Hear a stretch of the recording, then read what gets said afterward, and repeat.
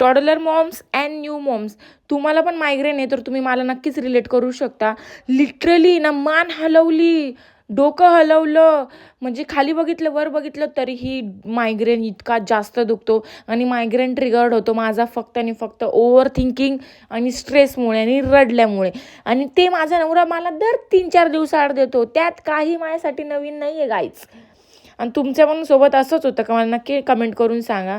आणि ना थोडंसं पण काही आपण चांगलं शिकवायला गेलो नवऱ्यांना तर त्यांना असं वाटतं आपल्या घरचे खूप चांगले आहे, आपल्याला अजिबात कसलं बोलत नाही, त्रास देत नाही, हे नको करू ते नको करू बोलत नाही.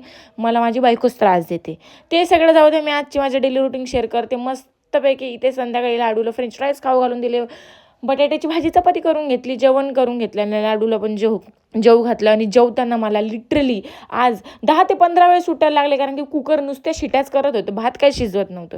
तिच्यासोबत टाईम स्पेंड केलं, सगळ्या घरातली कामं करून, तेव्हा माझ्यासाठी तो एक एकदम सुकूनवाला पल असतो. आणि सुकून झालं तर लगेच परत दुसरं काम माझ्या मागे लागलं. पटकन तिची इडलीचं पीठ दळून घेतलं, कारण की उद्या सकाळी येणारी आई, त्याच्यामुळे आई घरी आल्यावर त्यांना थोडासा नाश्ता द्यायचा म्हणून मी इडलीचं पीठ दळून घेतलं आणि किचन आवरून घेतलं. आणि मला असाच चटका लागलेला आहे बरं.